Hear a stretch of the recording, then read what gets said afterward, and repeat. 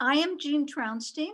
I'm from the Coalition for Effective Public Safety, and along with the Charles Hamilton Houston Institute of Race and Justice, the Transformative Justice Initiative at the Harvard School of Education, the Prison Studies Project, and Common Justice, I want to welcome you to what I'm sure will be a wonderful and important event on harm and healing. So I'm very happy, very excited to be able to introduce Marlon Peterson and Danielle Sered, who are going to share the afternoon in conversation.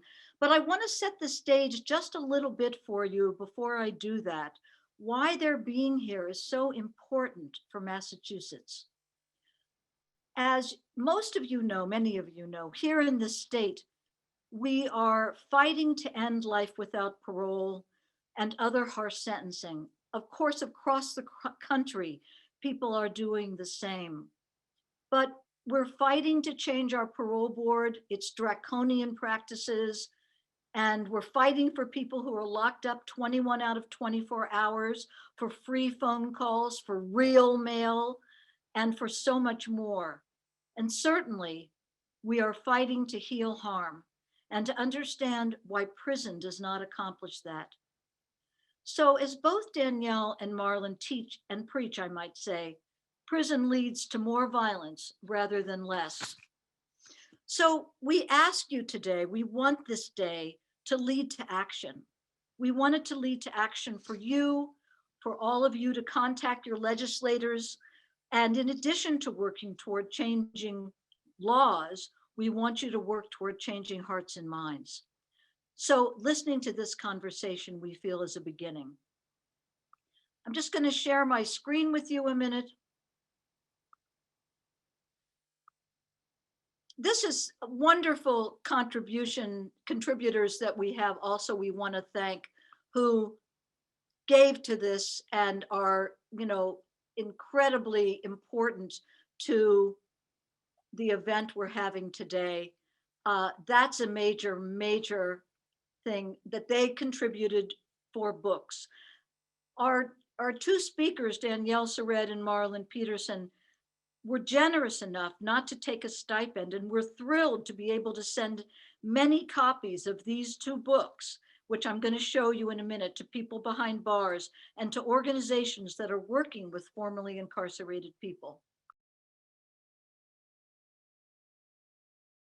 Until We Reckon, Violence, Mass Incarceration, and a Road to Repair, that's Danielle Sered's book, and Bird Uncaged, which is coming out, I think, almost just in a week, an Abolitionist freedom song by Marlon Peterson. Very excited to read that, Marlon. So let me just say, both of our speakers come to this talk with incredible credentials. But instead of reading off a list of the amazing organizations they've begun, the amazing work they've been part of, the groundbreaking work they've done, actually, and their awards and honors, the number of publications they've been featured in and actually spoken on podcasts, radio shows. I want to read you some of their words because it is in their words where their brilliance and their heart comes through, which is indeed why we're having this conversation. So this is really what I want you to know. Marlon writes, "It can be exhausting to tell and retell your painful story just to get people to listen to you about other things." From Danielle, "By sending people away to jail or prison, we are effectively canceling them, denying them the opportunity to truly repair the harm they've caused and to address the conditions that contributed to that harm so that that harm is not repeated." In his new book, Bird Uncaged, Marlon writes in the frontispiece, "I don't believe in cages of any kind. Let me tell you why." From Danielle, "Trauma hurts people. Isolation hurts people. And so I'm in the business of ending violence. And we know the four core drivers of violence are shame, isolation, exposure to violence, and an inability to meet one's economic needs. And we know the four drivers of prison are shame, isolation, exposure to violence, and an inability to meet one's economic needs. At the end of his book, Marlon writes, "Healing is my process of abolishing prisons." Before we go to Danielle and Marlon, I'm going to ask that you put your questions in the box marked questions. Certainly you can use the chat for comments and talk, but please put your questions in the questions. And let me just say, we are thrilled to welcome Danielle Surratt and Marlon Peterson. Thank you both for being here.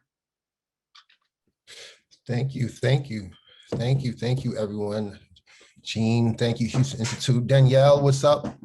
Hello, so good to see you. Thank you, everybody, for having us and letting us have the conversation we usually have on a stoop in front of others. So really, really welcome this chance. Yeah. I wanted to start off, I don't know how appropriate it is, but I wanted to start off with just like a little clip of a song. The book is deeply inspired by a lot of things. Obviously, contemporary moment plays a role in it in terms of news, but also other types of ways in which stories are told. And one of the ways I listen the best and learn the best is through music. So it's a song that deeply inspired this book, so much so that it almost became the title of the book. So I'm just play a little clip of it.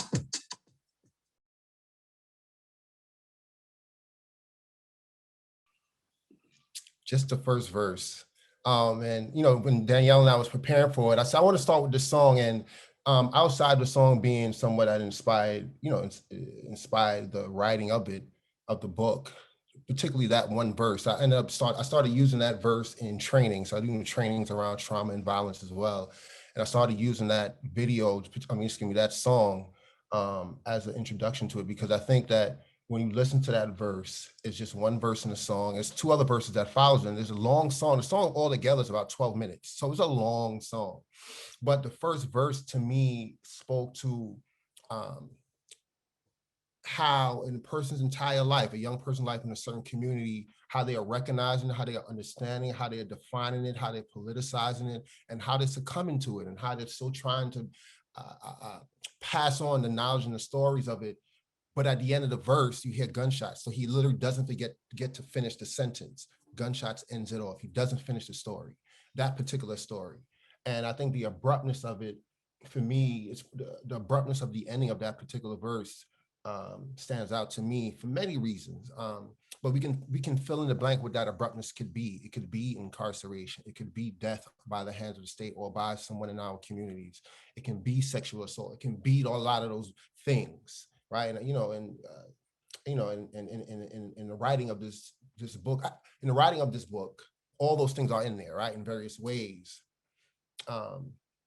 and it's liberatory, I think, right. For me personally, it was just but also I think the book you can. I'm not gonna just like try to praise the book in itself, but I think it's part of why we're here, and I'm getting used to it. I'm now early in these book talks, but I think that, coupled with music, we are able to sort of understand in a much easier way how much the communities that people. I'm from Brooklyn, from Crown Heights, Brooklyn. A little bit about me, born and raised Crown Heights, Brooklyn, and how it could be Jackson, Mississippi, it could be Inglewood, it could be wherever you're from. That the routine in these communities, like this orphanage, Kendra says, is this orphanage we call a ghetto, was quite a routine. Powerful words, right? And I think for this book, I think we're all trying to break from that routine. So in a sense, the title comes, Bird Uncaged, trying to break free from a routine that I fell into, was a part of, and in some ways still working my way through. So we start off my book talks with music.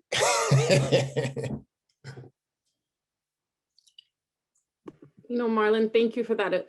It's so beautiful. Like both Kendrick's framing, your framing, like this sort of welcome into this conversation. And I was thinking about what, the things I want to ask you. I have the great privilege of being able to ask Marlon questions kind of whenever I want. So I've asked a lot of these. So I'm thinking of some of the questions I've asked you that have been most important over the years, but also some that I haven't. And one of the things that struck me is just the incredible generosity of writing a memoir. So all of you, if you have not read this book yet, if you have not gotten the luck of being an early copy, if you've not pre-ordered it, I pre-ordered enough for everyone I know. So if you are one of my loved ones, like Merry Christmas, Happy Hanukkah, Happy Secretary's Day, like whatever holiday is forthcoming, this is coming your way. And I say that jokingly, but there was something in me that was just like, I'm going to need a lot of these. Like, I'm going to need to be an agent of its distribution in ways I can't anticipate a full 24 hours in advance in order to be able to get my hands on another copy. And it's very rare I feel that way about a book. But as somebody who's written a book myself, I share some of my story. There are some of the things I've survived that I talk about. And frankly, there are some I do not.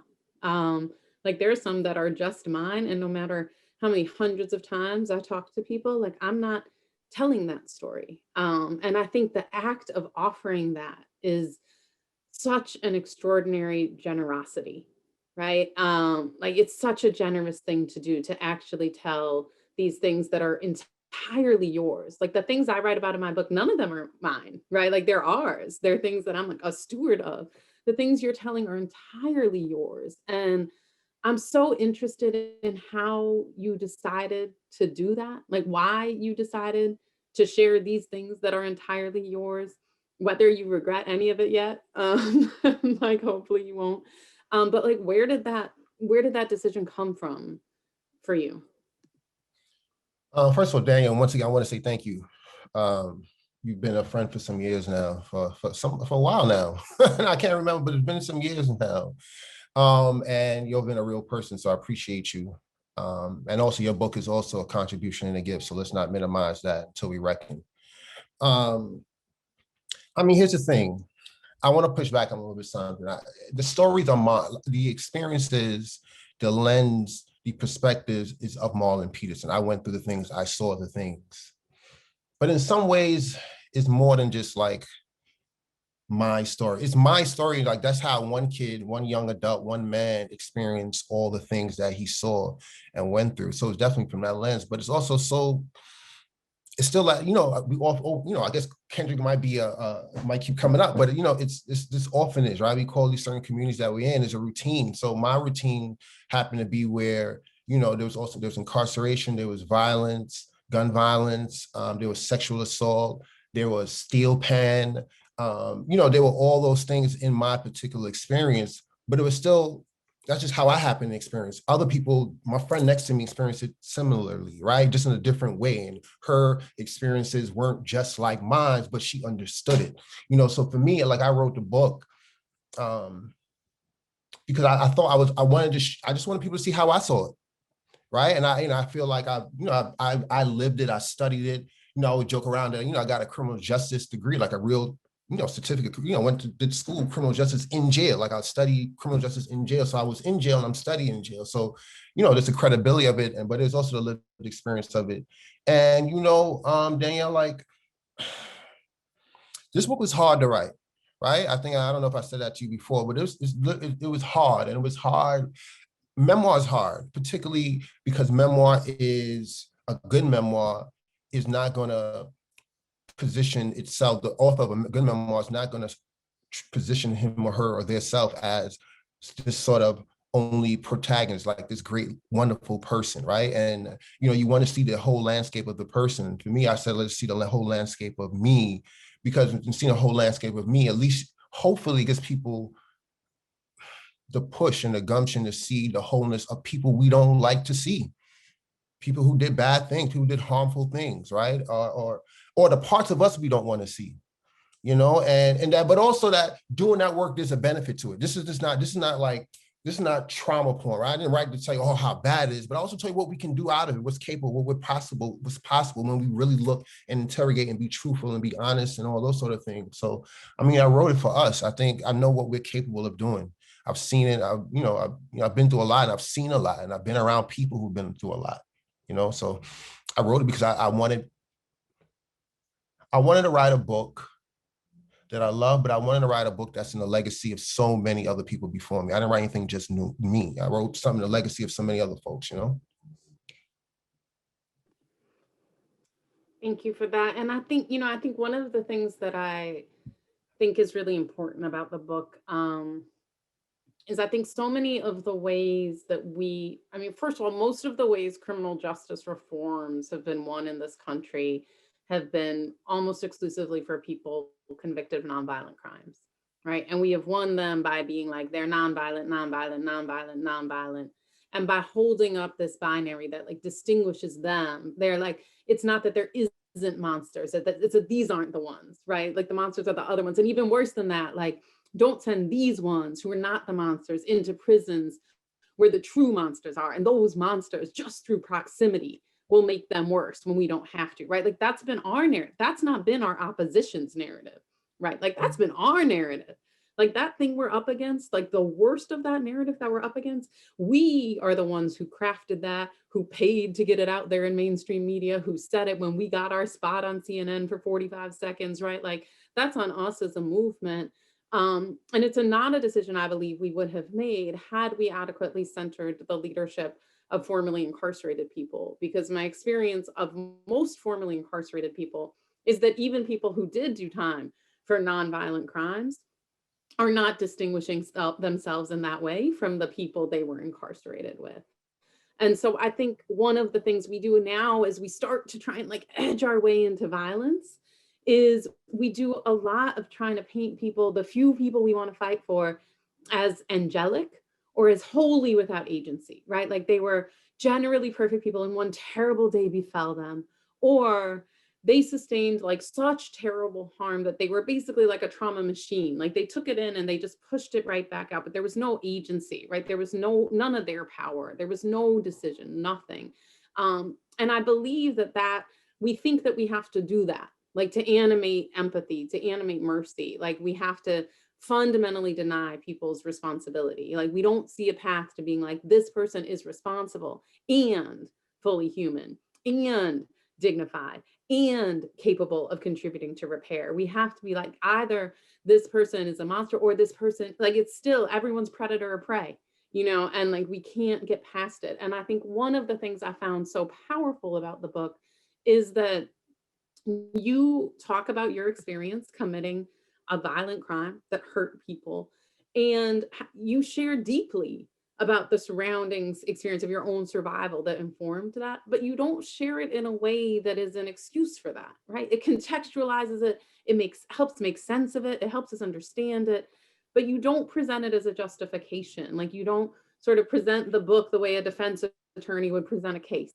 right? And I think it is, to my mind, the only way forward in this conversation is if we can be like, people who have done wrong are themselves entitled to healing, are causing harm in part because of the harm they sustained in healing they did not receive, and are still responsible and capable of repair because that is knit into their dignity. And there's so few stories that I think hold all of that in a way that is as compelling as the story you have told of your own life, which you could have told as a story of an excuse, you know, like easily. And I wonder if you can just reflect on like how you hold the reality of the harm to which you were subjected, both interpersonal and structural, and your own sense of your where your responsibility was and wasn't for the harm that you caused, whether that's the harm that landed you incarcerated or other harm that didn't result in a criminal justice penalty. Yeah, thanks for that. You know, that's a good question too, Danielle. I think, you know, it was important for me to, like I spoke about the whole biography, about the fullness and, you know, whole story. And I'm fully aware of how, you know, we're in the criminal legal space and, you know, advocates and all that, so activists, whatever titles we get or take on. And, you know, you go into the place where, you know, nonviolent versus violent. And I wanted to really like throw it in your face in a way and you just have to reckon with it, right? In a way that might have been hurtful, that's difficult and challenging. So in it, like I give the details about, you know, what I was a part of, and it was horrific. I don't think I take that away from anything. And you know, it's been a journey, Danielle, because initially, you know, I was sort of, you know, I get into more detail of the whole thing because in the book, but like, you know, I was a lookout in a crime which 4 people were shot and 2 people were killed. It was a horrific thing. And I was, I may not have been in a place where it happened, but I knew a robbery was going to happen. And there's a whole other conversation around felony homicide, which we can have in another conversation. But the mere fact that I know, and I've always been keenly aware that regardless of how I may want to, or some people may want to see or minimize culpability in the sense of, well, you were just a lookout, you didn't do that, you didn't have a weapon and all that sort of stuff. I am aware, and I've always been aware that there are people who survived those folks, the people who survived the injury, people who were in that community who may have heard my name in the newspaper and the TV when it first came out, and if they hear it now, still cringe. They don't know the details of what happened and all that. He was there, he wasn't there, or whatnot, but they cringe. And I have to sit with that, and I own that, right? Because I was there. And in the same vein, so I want to put that in one place, because this is not a rebuttal. The next thing I'm about to say is not a rebuttal of that past statement. And I wanted folks to also understand that even within the guilty, there is nuance that does not necessarily excuse what they did. But if we're thinking about getting to the root of why people do the things that they do, I was 19, people do these things, whatever age, but particularly young folks. You think about, this book, I was a young person, a lot of these things were happening to me. And I wanted you to sort of understand that though I made a decision, like nobody put a gun to my head and said, go do this thing, I made a decision. Decision was not absent of all the other things that were happening. So just kind of like, I wanted to give substance to, when people say things like there's no senseless gun violence. And I'm somebody who said that or used to say that. And now in the process of writing this book, I've kind of like, I don't think it's senseless. I mean, the actual trigger might be senseless. You're this color, I'm wearing this color, or you live on this block or whatever. Like those things the overt reason for the action may seem senseless. But there's a whole landscape for how that person got to the place where that decision was an option. And we have to look at that in the context of the communities, because there are many people who are in these positions where these are options, these harmful decisions are options. And so, I did it in the way, I wrote the book in a way so that we see the interpersonal effects of it, and where interpersonally we can help and heal and be better. But I also do not want to take the spotlight off the state. I don't want to take the spotlight off like these things are happening in certain communities generationally, right? It's not in my era, this is happening before me, it's happening now. And the sad part of it is we know will happen in the future in the same community. So are we really getting to the root of it? And the only way to get to the root of it is to look at the nuance. Yeah, I know that's right. And I wonder, like, if you could design what the response to that crime would have been, like in that moment, what would it have been for you, for the others, for the survivors, for the family members? Like, what would accountability have looked like? What would repair have looked like? To what care would you and others have been entitled, even though you also caused harm? Like, what should we have done? Because what we did is not what we should have done. So what should we have done? Yeah, I think the priority goes with the people. The priority always goes to the people who were harmed, right? So I want to, those people are the priority in terms of how to answer that question, right? I just want to throw that out there, or at least to guide through how to answer that question, and understanding that vengeance could be very well a part of their answer. That aside, putting that in the parking lot, all of us, I didn't know all the people in the crime that well. Two of them I met a day before, and we were just hanging out. It was really kids just hanging out to do something very harmful. And we were all about in our early 20s. I think the oldest might've been 21, and I was the youngest at 19. And I think in terms of what an intervention could have looked like, I'll say this. It wasn't until 3 years into the sentence, and this is why I'm going to another part of the book, but it wasn't until about 3 years into the sentence where I actually had told somebody about a sexual assault that happened to me when I was a kid, where somebody actually did put a gun to me when I was 14. And for me, I didn't realize that I was playing a role in my life until probably into my late 20s. I didn't realize that I was still reacting to that. I was always reacting to that. And I don't know the details of the people who I was arrested with. I don't know the details of their life. As kids, we don't talk about boys in the hetero cis world. We don't talk about like why I'm mad or like when that person robbed me or why that person hurt me. How did it really feel? We don't ever talk about that. We just say, "You pussy, son, you got to get back," right? And that's kind of like how we respond. So we don't talk about it. So I don't know what happened to those other men in their lives, but I think in terms of we want to get to the root of why we did the things that we did or why we got into that, would be a way in which there was space to, and this is over a period of time, obviously, but where there's a space where we can talk about these things so that it doesn't impact us in the rest of our lives. Because here's the thing, jail doesn't do a thing where it asks you these questions. Like you don't go to jail and you don't go to jail. There may be therapists in jail, and I heard in some places there may be those things, but the aesthetic of the environment doesn't offer the option to really go deep into why these things happen. Because ultimately, what we want in our communities is people to not be doing these things. That's why we don't want prisons and police, because we want to be in a position where people aren't doing these things, so we don't need those other institutions. But then when we get to it, to ask us like, what's really happening with us? And for me, like getting to the root, and that was on my own journaling. That's just kind of like how I did it, right? But getting to the root of why I was in the position I was at, that I would be open to be going on an armed robbery, right? I had to figure out how this kid who, I talk about, this Jehovah's Witness kid, knocking on doors as a little kid, reading the Bible. How does he in a couple of years end up being a person who wants to do, carry weapons and does carry weapons? And I didn't realize that till years. So this is obviously a long-winded way of answering your question, but I do think part of what can be done is for folks to be able to get opportunity to speak to what it is got them to that position, not the beef or whatever it is, but what got them to that place. Because here's the thing, what you do, just by going to prison, the things that you used to do don't stop. You know what I mean? Unless you get to those, people do the same things in prison that you do out here. You can do all the drugs, do all the crime, do all the things in there too. So prison is not fixing it, it's providing you a place to do it where it's more concentrated and where you're probably much more likely to get involved with violence and things of that nature. So, I mean, I think interventions in terms of emotional interventions are one of the ways to sort of support people and through that. I don't think that cages do it. Cages, one of the people I who I was really close with, who was a part of the crime, who, was convicted of actually doing the shooting and actually serving 50 years in prison right now, 50. Be honest with you, I'm speaking about the nuances, just me telling you a little bit more than you probably asked, but he was somebody I looked up to in my neighborhood, and not for the wrong reasons.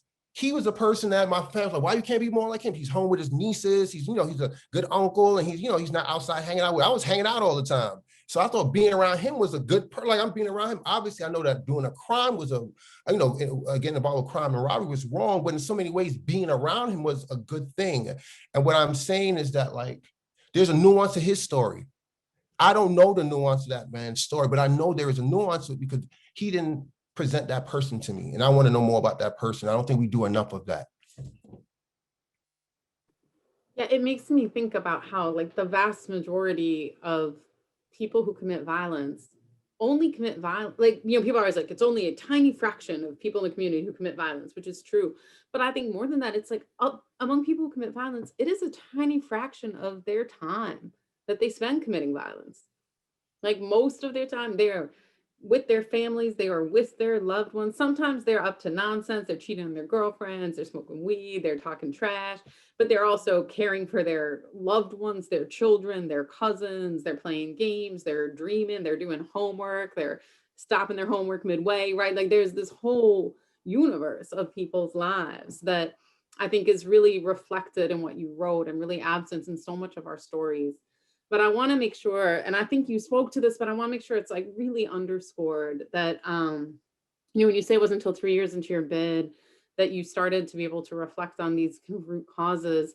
And I want to make sure we're really careful that we don't credit prison for that introspection. Absolutely. And I think very often, like, people do transform in prison, but it's like the best way I've been able to describe it recently is like, if someone runs into a burning building and saves like 3 of the 4 people in there, right? Like, carries 3 children out in their only 2 hands, like, you don't credit the house fire with those lives saved, right? So it doesn't mean that something extraordinary didn't happen, but it was not that surrounding harm that it should get credit.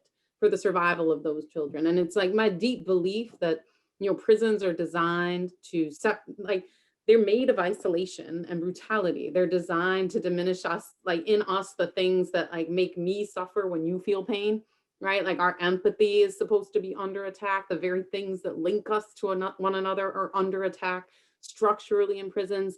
And that most people cannot, in the face of that constant violence, like that constant intrusion into our basic humanity, like sustain really difficult emotional work. Like most people have a hard time in therapy with a therapist going there, right? Like people cannot. And then there are a handful of us who can and who do, and who, despite all of the violence of those institutions and all of the basic things like it never actually being quiet, like forget the constant specter of sexual violence, forget the constant like hunger, the constant disruption, but just the fact of it not being quiet ever.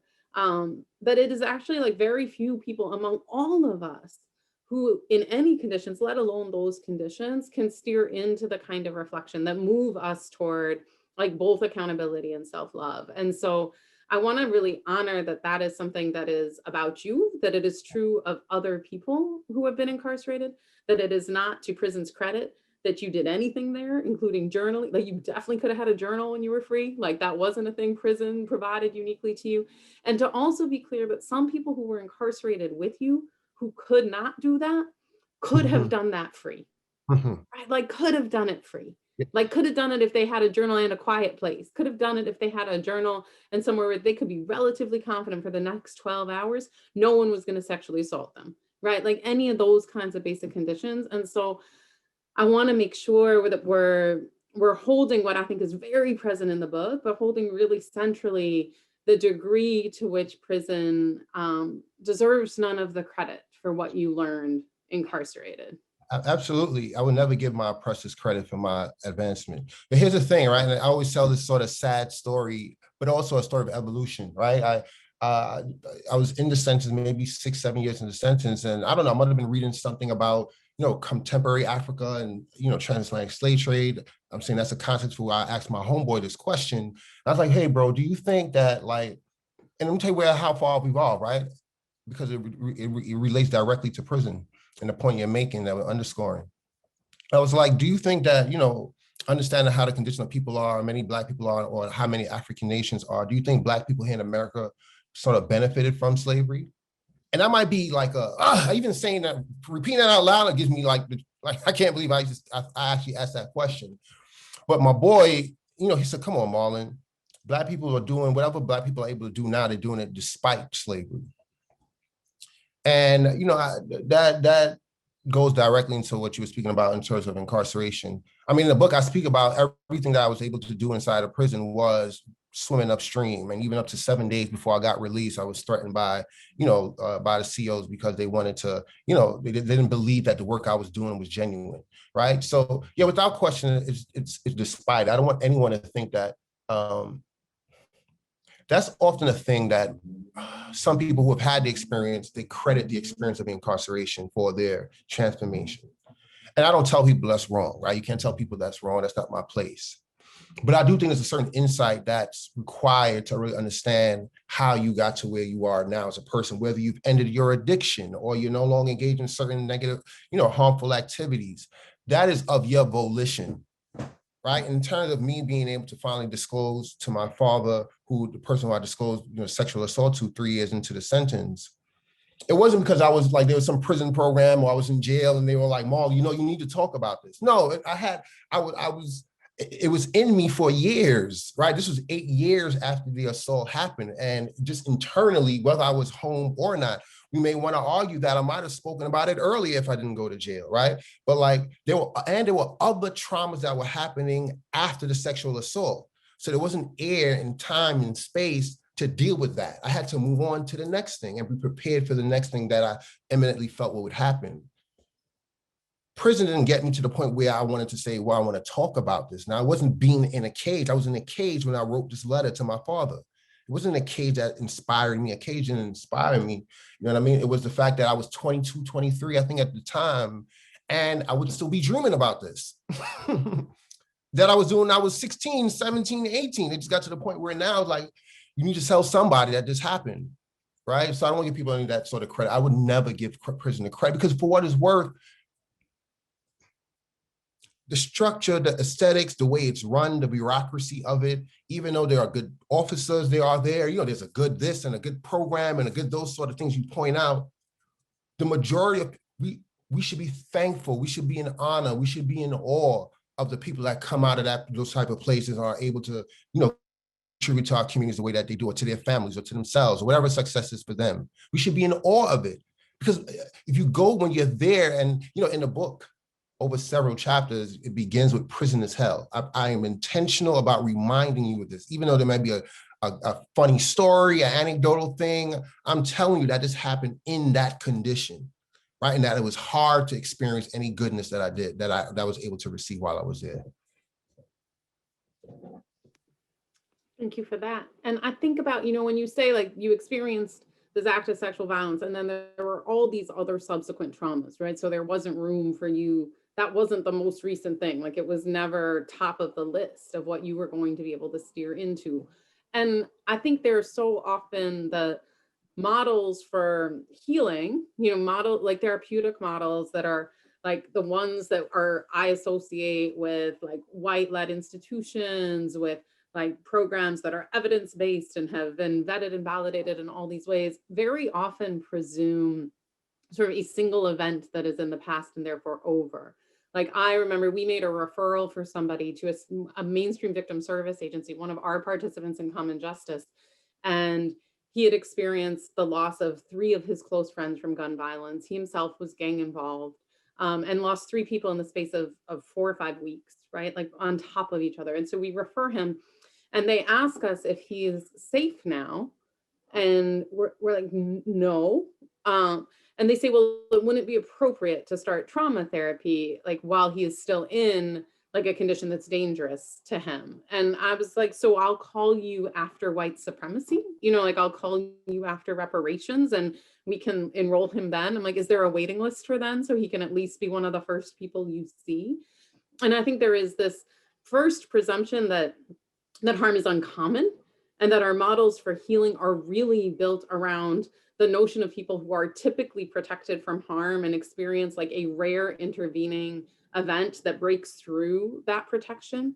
And also that there is a certain degree of safety we presume is required for healing. That makes sense. Of course, it is preferable to do deep healing work in a more stable environment, of course.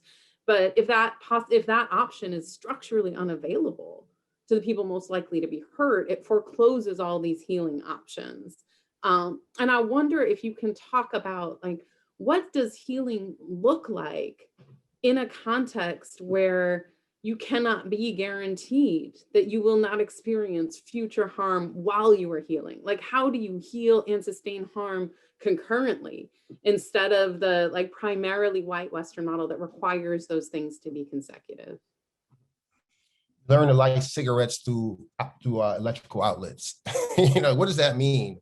But you know, people in prison create amazing ways to survive. You know, some place where you can't smoke a cigarette, where you have a lighter, you could put 2 safety pins or whatever. I never did, I didn't smoke, but you put it into the outlet, it creates a fire, light your cigarette. Look at that. Yeah. I'll say this, I think there are a community of people inside. I think people help heal people in prison. That's one. People help people, and people help people heal wherever they are. It just so happened that we were inside of that place, right? I want to just be clear about it. There are men who write about, but you know, there are men who protected me, but not through physical protection. I didn't need physical protection, but there were people who protected me emotionally. There are people who validated me by, you know, other people around who validated me, some younger than me, definitely a lot older than me. Those people helped me feel not only safe in the sense of like from any sort of physical harm, but helped me feel safe in the sense of being able to work through guilt and just being through but that could have happened anywhere I was around people. It just happened that I was confined to a certain place where these are the only people I was with, and they were supporting me. I kind of give you an example of one. Like recently, It was in the New York Times several weeks ago, someone who was incarcerated for 24 years, and he was recently exonerated here in Queens, Gary Johnson. And, you know, Gary Johnson is somebody who, when I was first arrested, when I first went into Manhattan House, he had a crime similar to mine. He had he ended up getting sentenced to 50 years. And he took care of me. How did he take care of me? Are you okay, bro? I know this is hard for you. You know, this is how you use the phone. Like simple things like that. And you know, he recently came home just a couple weeks ago. I was able to reunite with him. But what I'm saying to Danielle is the components for healing, which is largely the interaction with other people.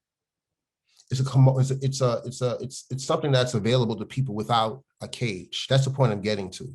Humans find ways to do what may seem like miraculous things, like putting two things in an outlet and creating a light and making a cigarette. You figure it out in prison, just like we figure it out here. But there's definitely many more resources available to us. There's a lot less concentrated stress and concentrated harm.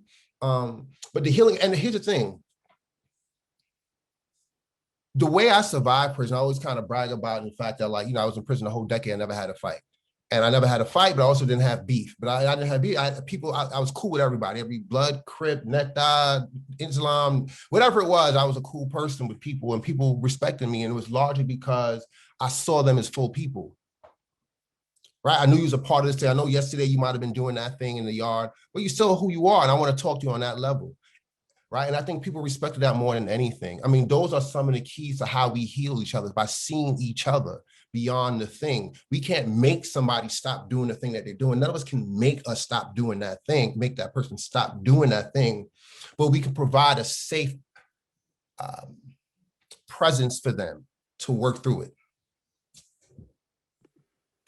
And then how did your healing shift when you came home? Because you were free and released into this world, free of male supremacy, free of white supremacy, like free of all constraints, right? And so, I mean, of course, like there are few bigger differences than between being free or not.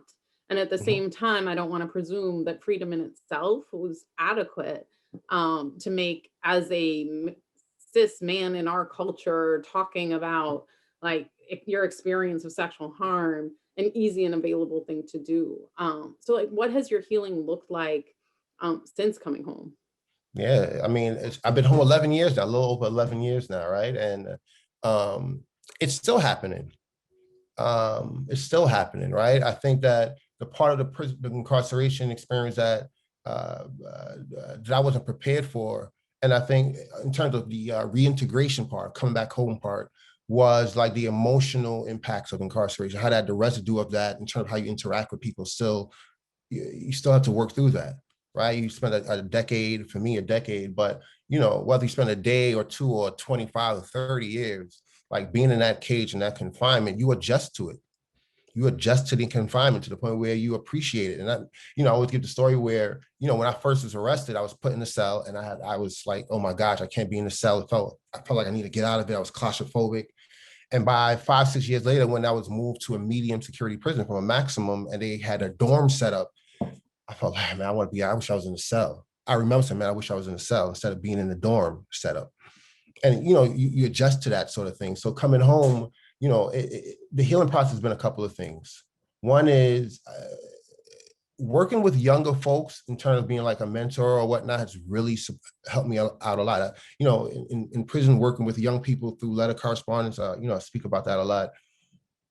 That helped me through a lot by understanding that younger people were going through the things that I was going through, and that I had sort of like an opportunity to be able to help them not to understand. I was able to what's the word? Help them affirm that talking about these things was a helpful thing to do. I don't want to say that I gave them all the guidance to do that through, you know, but I helped them help affirm them that talking about this was a good thing, something I wish I was able to do better as an adult. And so when I was released, I started, you know, in the first couple of years of my life coming home, I worked with young folks.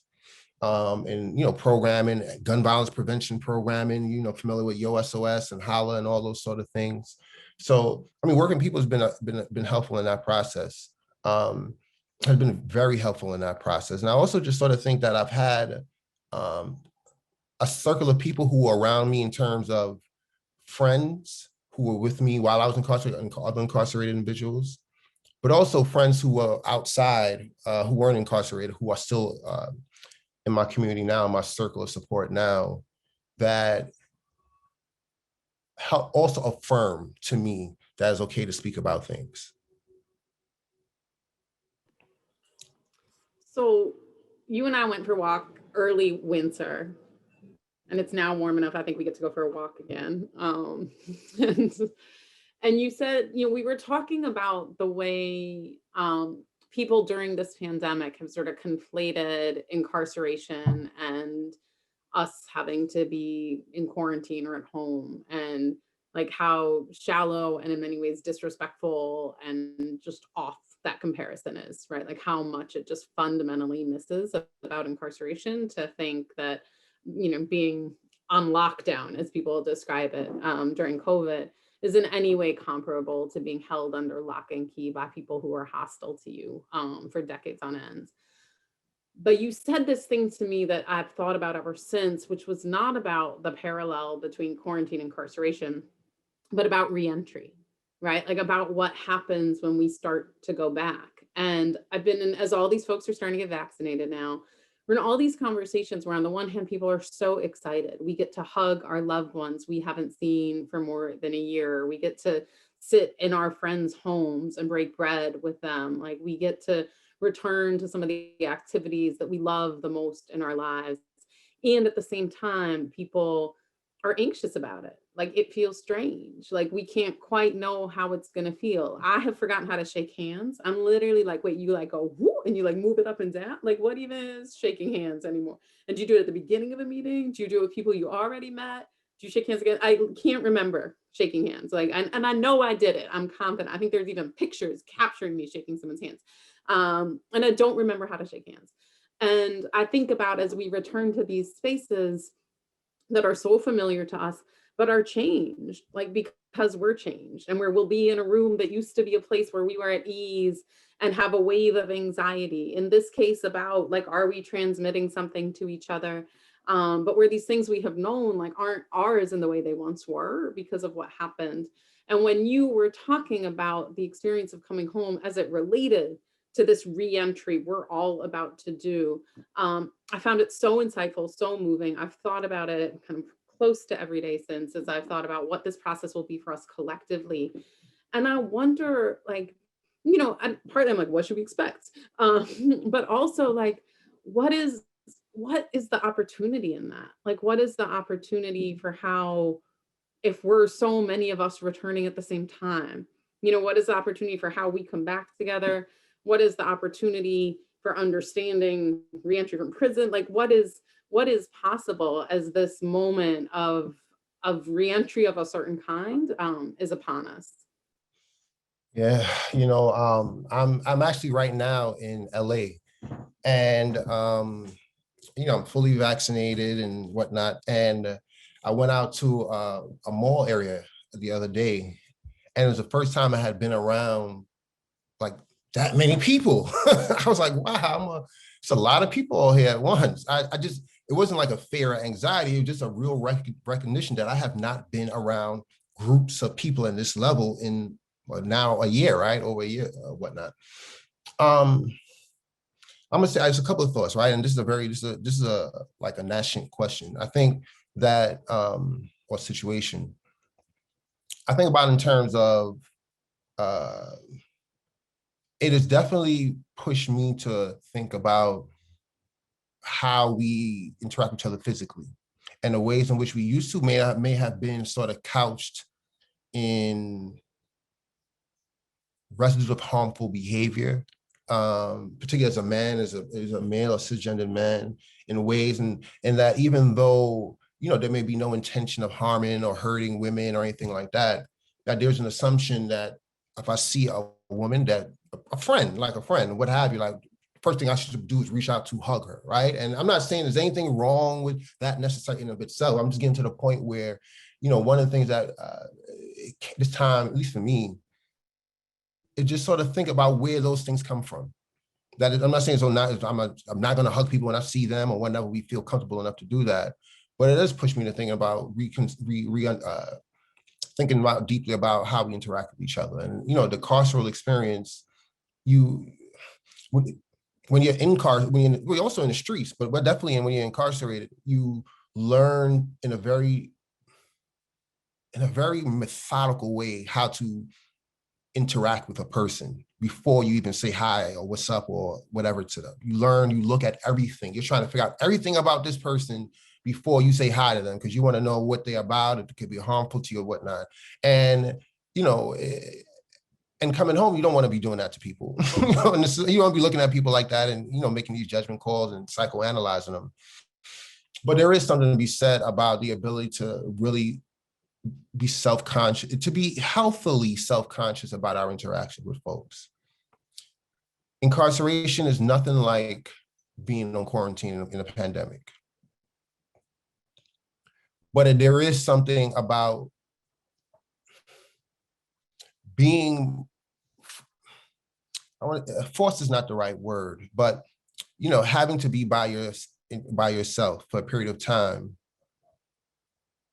and being judged in so many ways for when you decide you want to be around people and how you interact with people and what habits did you pick up while you were by yourself that you may need to figure out how to get rid of when you are back outside again. And that could be work habits, it could be human interaction habits, it could be whatever it is. You know, there's lessons to be learned, everything, Danielle. You know, and I think the quarantine, people having to be away from their friends, work, whatever it is that matter, travel, whatever it is that you're into. I hope, you know, traumatic experiences, extraordinary moments should help us, should lead us to react extraordinarily to it. You know what I mean? And we learn how to cook more, some of us. We learn how to budget. We learn to do things, right? And I think that there's also in that way a good thing that we can come out of this, is that there's ways in which we've learned to survive that we didn't know we were capable of doing before, you know what I mean? And that can happen in any sort of situation. That's a long-winded answer. I give long-winded answers, Danielle, sorry. They're beautiful. I'm here for all of them. So we're gonna move to questions from the audience in a moment, but I wanted first to ask you, is there anything you wish I had asked you that I didn't? No, we're good, I think. Oh, you could talk about music in jail, but I mean, that part about music inside, but no, that's fine. I think we did good. Somebody will make me bring it up in the question and answers. We'll make sure we find a way in the questions. So here are a couple. Let's start with this one. I'm troubled by the prospect of certain stakeholders in the prison industrial complex co-opting the criminal justice reform movement and making only small incremental changes that don't get at the root of the problem, and the public decides that's sufficient. For example, do we really think the newly elected progressive prosecutors can make real change? But coming at this as a police prison abolitionist is also difficult because people dismiss us out of hand. Thoughts on how to approach? Okay, and I'm just looking at the question also in the chat. Let me just see again. I mean, I'm happy to say, as somebody who does work at the intersection with those systems, like, I can offer from my perspective, you know, one of the things is, I think I don't call myself an abolitionist everywhere, and I'm still an abolitionist everywhere, right? Like, I don't necessarily use that word everywhere. And I think one of the things that is really critical for deep students of abolition is that abolition is primarily about building. You know, it's what Dr. Angela Davis, Dr. Ruthie Wilson Gilmore teach us, is that abolition is mostly a project of construction, not taking apart, right? Like, it is a project of building the things we want, of building the world we want, of generating solutions, of generating relationship, like durable relationship, and of building power that allows us to ensure that those solutions become the central defining responses of our society.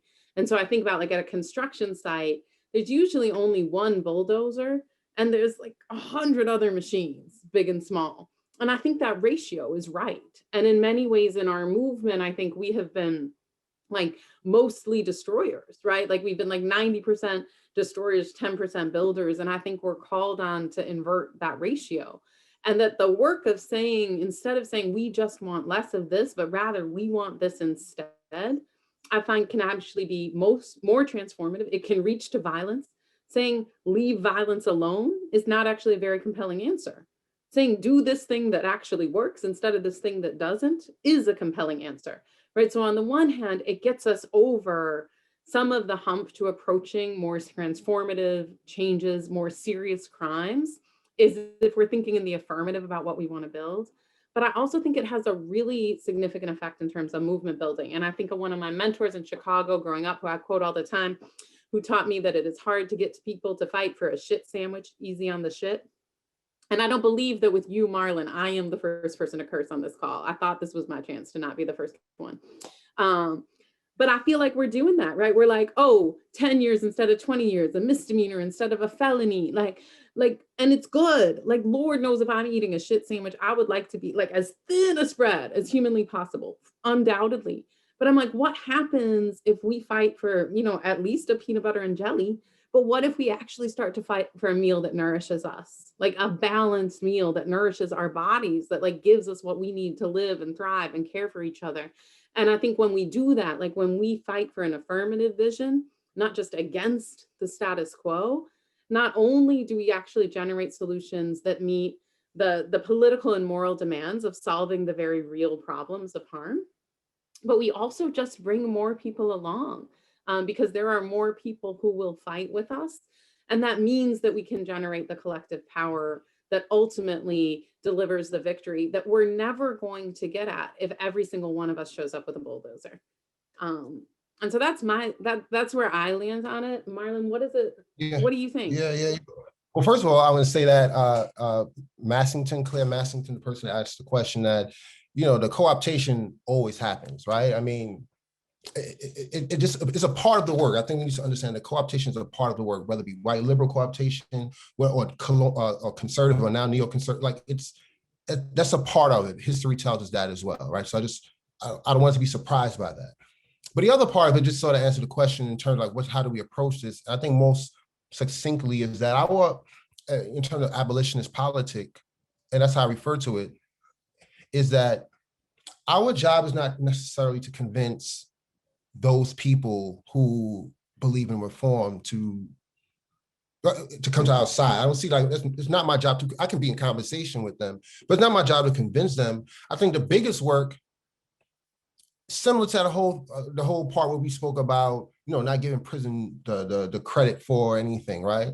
Part of the work is also is that our people in these communities that are under the boot of law enforcement and these other state apparatus that harm us, whether it be police, prisons, et cetera, it's for also to be engaging in them and seeing that they have agency to create the communities that they want, right? Part of the condition of that we need police or that police and prisons are necessary for all society at all times, and also in the capacity for which it currently exists. That's something that we in our own communities are also conditioned to believe, sadly. We are also conditioned to believe that, right? I think part of the deconditioning of folks who may have a different opinion in terms of like the role or in abolitionist politics, those sort of things, is to be in conversation with our people, to build the power within our people. We want to build our power, our agency, so that we can see that we don't need these things. Just like I didn't need prison to become whoever, a better person or to grow or just to grow up. Like we don't need law enforcement to help us be safer, because we all know it. I mean, I've done the exercise. Many people have done the exercise where you ask people to close your eyes and say, think about a safe community and what's there and describe it for me. And then after you do that whole exercise, you ask people to open their eyes and you say, did you see police? And usually nobody would say, no, I didn't see any police in this safe community. We know that. Our imaginations know that. We understand that. It's a matter of just sort of building the fortitude, convincing us, helping us be able to sharpen our own tools so that we don't need those things. But our job is not to convince. That's not my job, at least. My job is not to convince those people. I don't have the time for that either. So, I mean, so I don't think we should be worried about that. Thank you. Okay. So there's, Another question that I think is great for this audience from an anonymous attendee is thinking about the dehumanization of carceral systems, the systemic impact of white supremacy, capitalist, patriarchy, et cetera, and the fact that Harvard is often educating people who are going to work in communities most harmed by these systems. How do we engage our future lawyers, ministers, educators, caregivers, policymakers, et cetera, in the deep internal work, as well as understanding the systems and structures, so that when they're entering into community and doing this work, that we move past the dehumanization that these institutions have so deeply built around us? Yeah, I think for those folks, and I've obviously I've worked with people in that capacity in various ways. I think for those people who fall into that category, they have to understand they only offer one type of skill to the work, right? And that the people who are in these communities also have the same skills, but also other skills that they're bringing to the work, and that their skills are probably much more essential. Period. More essential. I think we should understand. I think the degree that you may have, and well-earned, well-intentioned, I'm not knocking anybody for those sort of things, but those things are just one type of thing that you've gotten. And I'm not saying that in the eyes of your bank account, you'll be paying loans, so it might be a couple of thousand of things that you're paying back. But in terms of the skill set and what you're bringing, is only one part of the puzzle. Like people in our community can have the same sort of degrees, or can get it. Right, we all capable of it. We also can get it without getting an institution to back it up either. Right, we are all doing that same sort of professional work without the degrees, without the JD behind it or whatever. That gives you access to certain things. So use your tool appropriately, but understand your tool, meaning your degree or your access, is nothing without the people in the communities. It is nothing. It is worthless without the people in the communities. Yeah, and I would say, like, I don't presume to tell people of color where and how to fight the systems that cause them harm. But for the white people who are like joining in this fight, I think we have to understand ourselves as like in relationship. Like we're on a team, and you don't play the position on the team based, like your coach doesn't put you in based on the thing you like the most, right? Like if you're a really good kicker, you're like a little kicker, you're not going to be a defensive back, no matter how much you're like, put me in, coach, right? And so to really be like ready to play the position that is in the interest of the team, even if that position is not the one that most moves us, and that we should be moved then by what the team accomplishes, not by our own accomplishment, by like the team's collective victory. And I think as white people, we're socialized in a way that's extremely individualistic. So we think about like, what is my contribution? Like, what is my passion? What is my contribution? And I think we have to think about like, what is our contribution? And then what is my role in that? And to enter into accountable relationship with Black people and other people of color to help us answer the question of like, where should I stand, right? And most of the time, the answer isn't going to be 10 blocks further into East New York, Brooklyn, right? Like the answer is going to be like, go stand next to the system, go stand inside the system, go stand where we can't stand or don't want to stand because it's disgusting there and we don't want that on us, right? Like to be willing to take an assignment and to fulfill that assignment and to be able to find our own fulfillment, not just through the like dividends of our day-to-day contribution visible to us, but through this larger collective of which we're a part. And I think that work runs contrary to the training of white supremacy, the training of white superiority, the training of individualism. And so it means even in the process of doing that, like we are undoing some of the things in us that cause harm to others and that separate us from the realities of our deep and loving connection with other human beings. So would offer that up. And now, Marlon, do you want to say any more to that, or should we go to the next one? Let's go to the next one. Let's go to the next one. I want to get people on. So let me see. So Marlon, you mentioned your background as a Jehovah's Witness and also referenced different religious groups when you're talking about how you're cool with everyone while you're inside. Do you see a spiritual component to abolitionist healing work? Do you have religious practices now that help sustain yourself in the struggle? Yeah, of course. I mean, without question, I think, Jesus was an abolitionist. You're going to think about it in the Judeo-Christian context as, Isa just passed And formerly incarcerated. and formerly incarcerated, right? Just kind of sort of think about that. And he was a radical and he was not about reforming. You know what I mean? He was definitely about uprooting, but not only uprooting, about creating a new thing. I don't know if I wrote this in the book, I'm not sure, but I should also say that I read the Bible 3 times. I'm not religious by any means now, but I'm super it informs a lot, and I understand it as a great wisdom. But aside from that, yeah, I think definitely, let me say this: abolition should not be looked at as a religion, right? I just want to say that, right? Because there's a religiosity that we can have to certain things that just sort of recreate the same harm that we're trying to get rid of.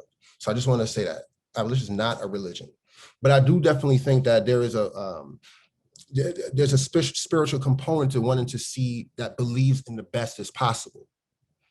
That's why we believe in a higher power. I mean, one of the reasons why we believe in a higher power, because in many, particularly in religion, religious thought, you believe that there's an afterlife, there's a better world, there's a paradise waiting for us. There's all these things, however it is that you understand and accept it for yourself. But there's a belief that we are capable of being better than we are now, and that there's a better future for us that we have not experienced yet. There's a freedom that we have not had before. And that is very much aligned with what we speak about. I was just on another interview right before this, or another conversation, and someone, asked about what's your vision in an abolitionist society, right? And it was me and several other people. Actually, I want to say the name: Dr. Vania Pena Lopez from Brazil and Dr. Nakia Robert. But Dr. Pena Lopez is the one that said it's a freedom that we've never had, that has never happened before. That is very spiritual. That is very much, I mean, even religious, hope and, what is it? Faith is hope and things not seen. Is that Hebrews 11:3, 11:4? I'm trying to go back in my bag. But yeah, it's, and it's not just, there's evidence that we can do this sort of thing. Just not just based on an abstract imagination. It's based on evidence that we know what we can do. We do it in our communities all the time. Dr. Ruth Gilmore speaks about there's always abolitionist work happening prior to, critical resistance in 1997 or 98, whatever it was. Just because they had that organization didn't mean they started abolitionist work. Like Angela Davis, as much as I honor her, she didn't start abolitionist work. Like this work, and particularly to the carceral state, this has been happening. You know what I mean? So, I mean, we are on a legacy of people who are constantly envisioning and creating the things that we haven't had before. That's very spiritual to me. Yeah, I think it's really beautiful. And I think especially in the space that is so central, like in this conversation of like what we do with the worst things we have done and the worst things we have survived, right? Like how we move through our deepest pain, like what we pull on to like pull ourselves up from under, whatever that may be. And I think there is so much in this book that is the story of the things that pull you up from under it. And so really super appreciate that question. So there's another question for you, Marlon, that asks, are you going to discuss, quote, decisions that are not optional? For example, an abused person who has paranoia and panic and auditory hallucinations all his life until having the predictable psychotic episode and kills someone he loves and does not know why and gets life without parole and is never offered a mental health evaluation. In some states, insanity is not an accepted defense. Like, what are your reflections about those kinds of cases and like how we should be thinking about responding to harm committed by people who experience those realities? There's a part where I write about Old Dirty Bastards from the Wu-Tang Clan, right? That he was somebody who during my travels in prison, he's somebody who I spent time with, and he eventually overdosed and succumbed. But he was in jail for drug use. That's why he was in jail. And in my experiences being around him and seeing how he interacted with people, I wrote that, and I observed that, I don't think prisons are for anybody, but he was only gonna get worse here. right? Somebody who had this sort of mental health issues. And that was compounded by drug misuse. I think to answer that question, first, I would like to, let me just sort of like, disclaim, like, I'm not a mental health expert by any stretch of the imagination. But I do understand that, in my experience, that people who have been either wrongly diagnosed as young people, not diagnosed as young people, and then put in a category of, and without actually going to a jail or a youth place or a group home, whatever, youth detention center, already criminalized in their communities, in our communities, right? And I've seen that. And you compound the treatment, whether it be through police on the officers on the beat, or school safety or school resource officers, that's what they call them in New York, SROs, or just regular police in schools. That accentuates, compounds the other mental illness that they already have. What I'm just giving you now is sort of anatomy. I'm not saying that should be excused because they did the thing, right? But what I am saying is that a huge portion of people in prison, in terms of the scope of mental illness, living in certain communities where we come from, a lot of people are on in that spectrum, right? Self-included, right? The first time I ever saw somebody get cut with a razor, I was in the 3rd grade, and it was a 4th grader, right? Just like the first time I saw that, and we just went to class. That's all we did. We just went to class. Teacher said, go in class, and we went to class, and we played at recess, and we went home at 3 o'clock. That's how that day went. Those things happen a lot. And that's what I try to bring out when not only in this book, but in the work that I do. I try to bring out these subtleties that we can all easily overlook, that are compounded by other medical conditions even. So I don't, I'm not a mental health practitioner or professional, so I don't know what the correct diagnosis or intervention is, or remedy is in terms of the actual illness, or condition or instability. I will say that those of us who are in that spectrum, you compound that with certain community conditions, you throw jail or foster care or police or harmful policing in schools on top of it. We should be awed when that day. We should be in honor of people who come out of those things. I'm not going to say they come out better or otherwise, but we should be in awe of people that come out of those things. Thank you. And Marlon, there's a question about the collateral consequences, post-prison, and the rules and requirements of parole and probation that are often not discussed as much in these things. Can I just give you an opportunity to talk trash about parole and probation? I mean, fuck parole. Now, well, here's the thing, right? And the reason why I say that, well, I mean that. And the reason why, though, is, parole was a very difficult process for me. So I had 5 years parole. They call it post-release supervision.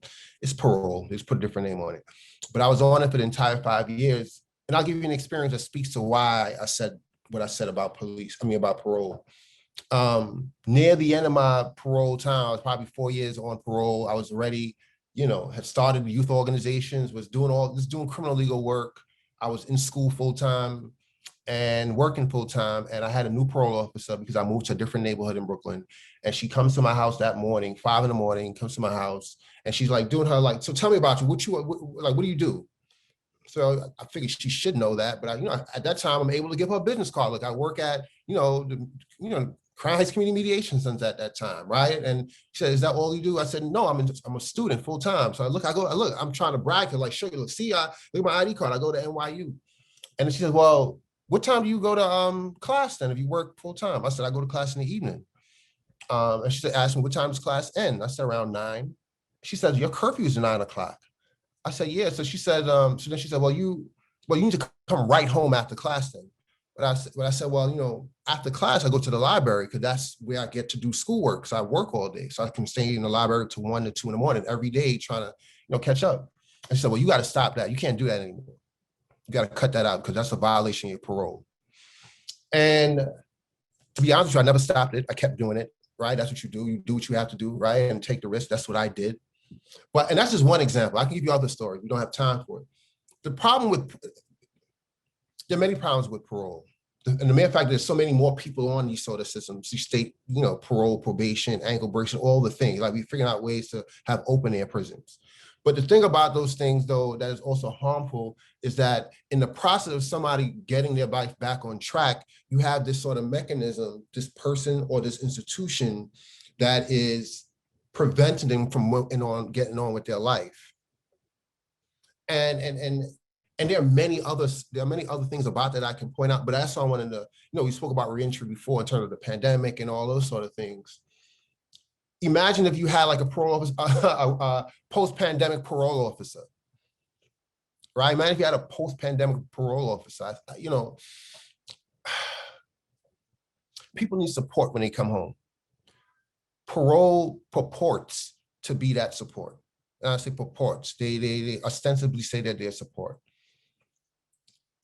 Institutionally, they're incapable of doing it. I'm just sort of thinking about operationally, they're incapable of doing it. And that's somebody who, speaking of like who as an organizational leader, like they're not able to do it. One, their caseloads are crazy, are super high in the first place. So they can never give you support because they have 100 and some odd other people they need to give support to with limited resources anyway. And that's just an operational argument for why parole is ineffective. But the other story I gave you is just sort of speak about like how many individuals have to navigate their relationship with parole officers. I just want to say a parole officer. I could have went to authority. I knew people who I can call and be like, you need to check this parole officer and all. I knew people at that time I can do that. But what sense does it make? That's not fixing the problem. That's me. That's an individualistic endeavor. I get it right for me. It does nothing to do for the entire system that is harming people in a way, particularly people who don't have the resources that I had at that time. Thank you. We have time for a couple more questions. And there's one I want to lift up, which is what specific, I might have to tag in a little on this because it's right at the bullseye of my heart. What specific methods have you found successful for a perpetrator of harm to offer healing to a victim that would also keep that perpetrator out of prison and on their own path to living a meaningful life? So Common Justice, the organization I direct, we run an alternative to incarceration for serious and violent felonies, where people who have done things like commit stabbings, shootings, gunpoint robberies with the consent of the prosecutor and the victim, who almost always consent, enter into a restorative justice process. They go through intensive preparation, through an intensive violence intervention curriculum. We support them in securing stability in their lives, housing, income, positive engagement. And partway through, they sit with the people they've hurt, acknowledge that harm, and reach agreements about how they can make things as right as possible. They spend that next year or in change completing those agreements, which usually amount to most of their waking hours. And in the meantime, we provide wraparound support to the people who are harmed to help them come through what happened to them and in their lives generally. So you can read more about us at commonjustice.org. But we are unique in our ability to insert these processes into the adult criminal justice system. Like, that is our innovation. These processes are old, they are long-standing, they are older than the courts, they are more universal than the courts. They are true, like they were the defining features of indigenous communities on this land, in Africa, in parts of Europe, in Australia, all over, where people faced with the question of what do we do if we don't want to kill someone and we don't have somewhere where we can lock them up forever? Like, what do we do with the harm they've caused? And different communities around the world converge around really comparable answers, which is that you sit together, you bring to bear the moral weight of a community, and people mend what they've broken. And so these models are vast. The movement uplifting them is vast.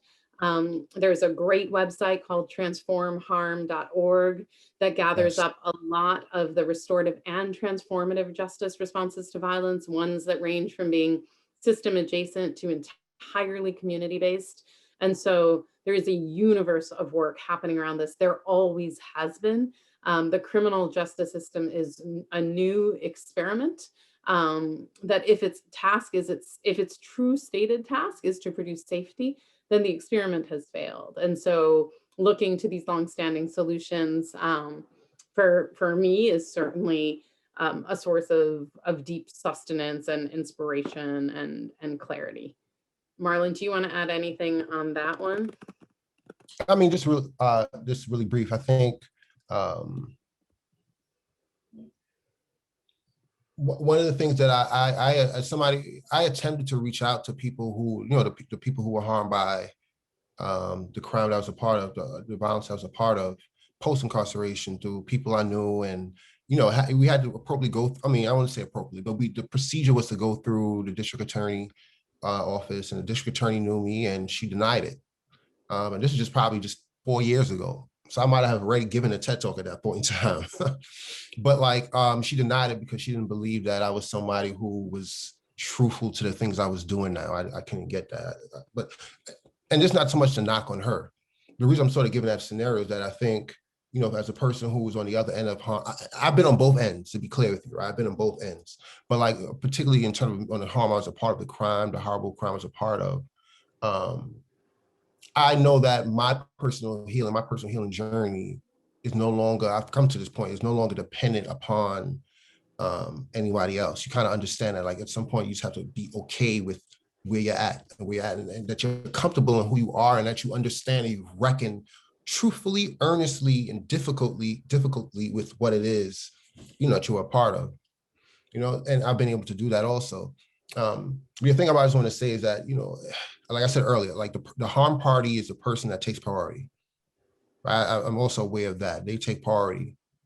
But also, as a person who's been harmed, right? I speak about the sexual assault in the book, but I also speak about how I literally reckoned with that in the book, right? In that I decided that I had realized that calling that person all the negative names and, you know, wanting this thing to happen to him and that thing to happen to him at the end of the day is not what I was. I'm at to the point where I'm more concerned what happened to him, that he would have made that decision to do the thing that he did to me as a child. I was a child. I was a 14-year-old child. And for me, in so many ways, as a person on the harmed party side of it, those are the things that has helped me get past that or deal with that, help me get past it in a healthy way, is that I understand that this person had the same beginning as me. And that's the hardest, even saying that now, it's a little feeling that I get, like, you know, but that's the work, right? This is not, you know, I always speak about, you know, when you talk about abolition in a very public space, the bulk of it is personal work. You have to figure out how it is somebody who came from who were born the same way you were born into this world made that decision. And I'm not saying you were like that person or I'm like, no, vice versa, but there was something that influenced that person. And I may never find out what that thing is, but the mere fact that I can finally reckon that that person had the same beginning as me, to me, that is the most, for me, personally, abolition is a personal work first and foremost. To me, that was transformational work for me.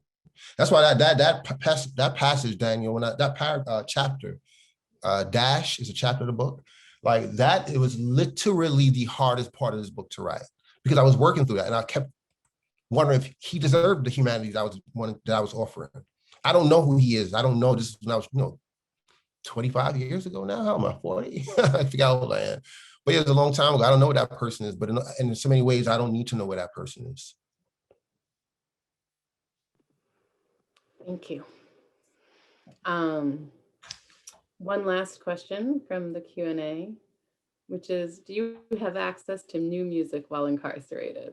And so I want you to take that question however you want. As someone who started us with music at the top of this, like, talk to us about music at the close.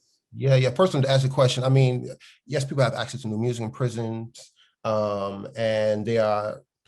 I used to speak to a colleague of ours, Bianca Tylek, at Worth Rises. So look at Worth Rises, because there's a responsible way to get, if you think about how to get music to people inside or how they can access it, there's a responsible way to doing it, and a way that doesn't bolster the system and the racialized capitalistic part of the system. So yeah, definitely look up Worth Rises. But yeah, people get access to music. Music, I mean, I wrote this book with music, right? I literally had to have music playing in my ears while I was writing a book, but also particularly inside, music was a salve for me, a salve. It was a place, it was a place where I can be me in a very way, right? Even without, sometimes I'd be in my cell dancing when nobody can see, or I'm just in a rhythm by myself. It helped me. It helped me along the ride. You know, there's certain. I have an actual Danielle. I have a photo album of, like, you know, pictures where people sent to me from jail or whatever. And in the back of the photo album, I have, and this is the same photo album I actually had in prison. And in the back of it, I have cassette covers of I say some of the albums, the tapes that got me through. Like they're part of that photo album. And, you know, some of them include Lauryn Hill. Well, not Kendrick, because he wasn't out there, but Lauryn Hill and Bob Marley and Jill Scott and Alicia Keys and Vivian Green and Jay-Z. And I mean, those they gave me stories. They gave me a soundtrack. They helped me. I think the music helped me dance. And I think in a place like that, you know, for me, I'm, you know, Caribbean and I'm Black, so I got all the rhythm in me. You know what I mean? Is that, you know, rhythm is healing. I truthfully believe that our rhythm, is particularly as Black folks, is one of our powers. Like, we communicate that way. Our revolutions. You think about. Think about South Africa. Like, our revolutions have been musically led. You know what I mean? That's how we communicate. That's how we catch some of our traditions. That's why we have a carnival now and all these sort of things. And so inside music, to me, in particular, as a person of color, as a Black person, like it was part of my rebel music. You know, it helped me understand that rebellion was necessary. It helped me realize that revolution was necessary and also supported. That was a long answer, but I do the long answers, Danielle. So I wanna thank you so much. I wanna thank Jean and David and Kaya for inviting us. Thank all of you for joining us. And truly, Marlon, like the book, you know, I was gonna say to you, it feels like a song, but there's something about it where I want to be like, it feels like an orchestra, because there's so many kinds of music in it, right? Like, you talk like the academy, and you talk like the street, and you talk as a survivor, and you talk as a responsible party, and you talk as just in the spirit of despair, and in like the deepest hope. And I'm sure you didn't say everything that's true in it. I'm sure there are plenty of true things that you kept for your own, but certainly as someone reading it, it seems that there is like nothing in it that isn't true. And I want to finish where I started us, which is just with enormous gratitude for the generosity that book represents, and for like the gift of putting yourself and like your vulnerability out there, like in the service of like what we could all become. So thank you, everybody, for being here with us. Marlon, thank you, thank you, thank you. Thank you, everybody. Thank you so much. I appreciate you. And I hope, and I just want, just at the end of the day, I wrote something that I love. I wrote a book that I love. And to me, that's the most important thing. So thank you for being a part of this, Danielle, particularly you. Obviously, everyone here at the Houston Institute, Jean, thank you for allowing me to be here. And I hope that folks are able to find themselves in the book as well. Well, we are so moved by this conversation. I can't tell you, Marlon, Danielle, I mean, you exceed our expectations with your generous thoughts, ideas, your words, and we're excited. I mean, I've read Danielle's book twice, and I expect to read your book twice, Marlon, and I'm excited about it. And I want to just thank Kelly Garvin, who put together the slide that I wasn't able to show of your books in the beginning, and I'm going to show it right now because she did such a fantastic job. So give me 1 second to find this, because I owe it to her to do that. So 1 moment. And because the books are so beautiful that everybody needs to see them. My niece picked the book cover. My little 6-year-old niece. I always throw that out there. My little 6-year-old niece is the one who chose the cover. This is gorgeous. So look at this, everyone. There's Until We Reckon, which many of you have read, Danielle Sered's, I think, groundbreaking book, Violence, Mass Incarceration, and a Road to Repair. And Bird Uncaged. I mean, that picture of you, Marlon, is a knockout. So really just beautiful. Thank you so much for this. And there will be a recording. It will be up on the Charles Hamilton Houston Institute website within a week. You all can access it. Thank you all for coming. Again, David Harris of the Houston Institute, who has disappeared in his black square. Thank you so much for, and Kaya Stern, so much for joining with SEPS and putting this on. And we all are totally thrilled for this event. Thank you and good night. It's evening. We are blown away, and thank you so much.